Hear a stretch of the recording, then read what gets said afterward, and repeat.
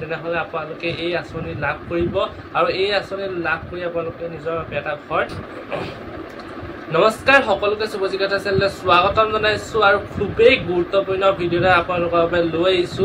এইটো ভিডিঅ'ত আমি আলোচনা কৰিম যি চৰকাৰৰ ফালৰ পৰা PMAY যি প্ৰধানমন্ত্ৰী আৱাস যোজনাৰ আঁচনি আছিলে, সেই আঁচনিখনত যাৰ যাৰ নাম আহিছে তেখেতসকলে এতিয়া ফটো আপডেট কেনেকৈ কৰিব, লগতে KYC আপডেট কেনেকৈ কৰিব, আপোনালোকে পইচা কেতিয়া পাব, সম্পূৰ্ণ ভিডিঅ'টো চালে গম পাব।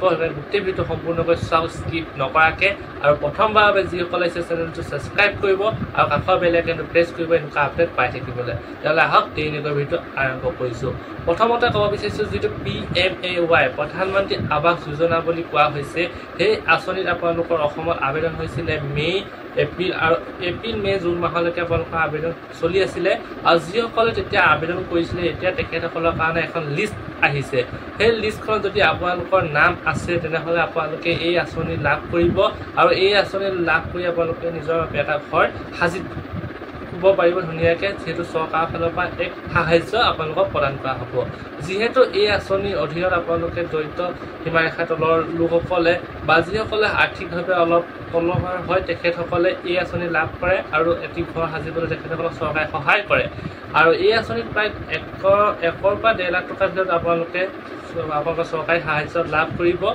আৰু এই আঁচনি লাভ কৰিবলৈ এতিয়া ডাঙৰ আপডেটটো আহিছে যে আপোনালোকে জিঅ'টেক কৰিব লাগিব আকৌ এবাৰ, য'ত আপোনালোকে ফটো আপডেট আৰু KYC আপডেট কৰিব লাগিব। এতিয়া আহিছোঁ KYC আপডেট কৰিবলৈ বিভিন্ন ইউটিউবত দেখাই আছে, ইউটিউবৰ ভিডিঅ'বিলাকৰ অকল ভিউজৰ কাৰণে যেন আপোনালোকে নিজৰ মোবাইলত কৰিব পাৰিব। আপোনালোকে KYC আপডেট কৰিবলৈ কেৱল আধাৰ কাৰ্ডখনৰ প্ৰয়োজন হ'ব। যদিহে আপোনালোকৰ আধাৰ কাৰ্ডখনৰ নম্বৰ শুদ্ধকৈ দিয়া আছে মোবাইল নম্বৰ, তেনেহ'লে আপোনালোকৰ OTP বা ধৰি কোনো সমস্যা নাহে। যদিহে আপোনালোকৰ মোবাইল নম্বৰ আপোনালোকৰ চেঞ্জ কৰিছে আধাৰ কাৰ্ডৰ, তেনেহ'লে সমস্যা হ'ব পাৰে, বা মোবাইল নম্বৰটো যদি আপোনালোকে হেৰুৱাইছে তেতিয়া সমস্যা হ'ব পাৰে। হ'লেও আপোনালোকৰ বায়'মেট্ৰিক টেষ্ট যিটো আপোনালোকৰ হাতৰ ফিংগাৰপ্ৰিণ্ট দি পেলাইও আপোনালোকে আধাৰ কাৰ্ডৰ যি কাম আছে সেয়া কৰিব পাৰিব। লগতে যদি আপোনালোকৰ যি ফটো আপডেট আছে, ফটো আপডেট কৰিবলৈ আপোনালোকৰ জব কাৰ্ডখন আৰু আপোনালোকৰ যি এনৰেগা জব কাৰ্ড আছে সেই জব কাৰ্ডখন আৰু আপোনালোকৰ ৰেচন কাৰ্ডখন দি পিনে আপোনালোকে ফটো আপডেট কৰিব পাৰিব। এইকেইটা নথিপত্ৰ হ'লে আপোনালোকে যি আপডেট আহিছে যে ফটো আপডেট কৰিব লাগিব, KYC আপডেট কৰিব লাগিব, সেইবোৰ কৰিব পাৰিব।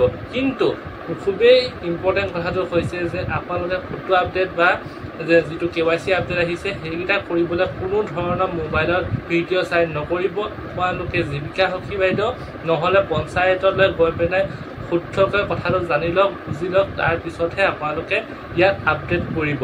কাৰণ এটা ভুলৰ কাৰণে আপোনালোকে এই চৰকাৰী ঘৰ নাপাব, আৰু এই চৰকাৰী ঘৰ নাপালে আপোনালোকৰ লাখ টকা হাতৰ পৰা গুচি যাব, আপোনালোকৰ সপোনৰ ঘৰখন আপোনালোকে সাজি তুলিব নোৱাৰিব। সেইবাবে কৈছোঁ আপোনালোকৰ নথিপত্ৰ এইকেইটাই লাগিব। আপোনালোকে আবেদন কৰিবলৈ, আপোনালোকে ফটো আপডেট কৰিবলৈ এইকেইটাই লাগিব। খালি আপোনালোকে পঞ্চায়তলৈ গৈ শুদ্ধ কথাটো জানি লয় বা জীৱিকা সখী বাইদেউসকলৰ কথা পাতি আপোনালোকে এই কামত আগবাঢ়িব, নহ'লেতো আপোনালোকৰ হাতৰ পৰা পইচা গুচি যাব। যিহেতু চৰকাৰে 3টা কিস্তিত আপোনালোকক এই আঁচনিৰ পইচা জমা দিব। প্ৰথম ষ্টেজৰ কাৰণে আপোনালোকৰ ফৰ্ম ফিল আপ কৰিলে আৰু আপোনালোকক যিহেতু তেখেতসকলে লিষ্টত নাম আহিছে কাৰণে তেনেহ'লে আপোনালোকক পইচা দিব বুলি তেখেতসকলে থিৰাং কৰিছে। এতিয়া আপোনালোকৰ ফাৰ্ষ্ট কিস্তিটো দিয়াৰ আগত আপোনালোকে জিঅ'টেক কৰিব, আৰু তেখেতসকলে জিঅ'টেক কৰাৰ পিছত আপোনালোকৰ প্ৰথম কিস্তিটো আপোনালোকৰ হাতত পইচা জমা দিব। আকৌ যেতিয়া আপোনালোকৰ ছেকেণ্ড কিস্তি দিব তেতিয়া আকৌ জিঅ'টেক কৰিব, আৰু শেষত আৰু এটা জিঅ'টেক কৰিব, যিসকলে আপোনালোকে ফটো আপডেট কৰিব লাগিব। ফটো আপডেট তেনেকৈ 3বাৰ কৰা হ'ব। এতিয়া প্ৰথমবাৰ হ'ব, প্ৰথমবাৰ আপোনালোকে যি প্ৰথম ফটোখন দিছিলে ঘৰটোৰ লগত, আপোনালোকৰ নিজৰ ঘৰটোৰ লগত যেতিয়া ফটো মৰা হৈছিলে সেই ফটোখনত যেনেকৈ মাৰিছিলে তেনেকৈ আকৌ মাৰিব লাগিব। তাৰপিছত আকৌ যেতিয়া ঘৰটো বনাই থাকিব তেতিয়া ছেকেণ্ড ষ্টেজত বনাব থাকোঁতে আপোনালোকে ফটো আপডেট দিব লাগিব। আকৌ 3 নম্বৰবাৰ যেতিয়া আপোনালোকৰ ঘৰটো কমপ্লিট কৰা হ'ল তেতিয়া আপোনালোকে ফটো আপডেট কৰিব লাগিব। এনেকৈ ষ্টেজ বাই ষ্টেজ হৈ থাকিব। খালি আপোনালোকে এইটো ষ্টেজত একো ভুল নকৰিব, কাৰণ যদিহে আপোনালোকৰ লিষ্টত নাম আহিছে তেনেহ'লে আপোনালোকৰ লিষ্টৰ পৰা নাম বাদ পাৰিবলৈও আপোনালোকৰ কোনো সময়ৰ প্ৰয়োজন নাথাকিব যদিহে আপোনালোকে ভুল কৰে। সেইকাৰণে কোনো ধৰণৰ ৰিস্ক নল'ব। আপোনালোকে পঞ্চায়তলৈ গৈ পঞ্চায়তত সদস্যসকলৰ কথা পাতি আপোনালোকে ডিচিশ্যনটো ল'ব।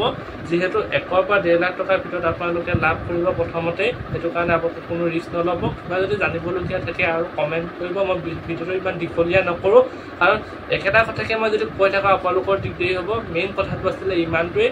আপোনালোকক সব ভিডিঅ'তে একেটা কথাকে বৰ দীঘলকৈ বনাই দিয়ে তো সেইটো কাৰণে মেইন কথাকেইটা আছিলে ইমানটো যদি চাই ভাল পাইছে লাইক কৰিব বাকীসকলক শ্বেয়াৰ কৰিব আৰু ছাবস্ক্ৰাইব কৰা নাই যদি ছাবস্ক্ৰাইব কৰিবলৈ পাহৰি নাযাব আজিলৈ আহিছোঁ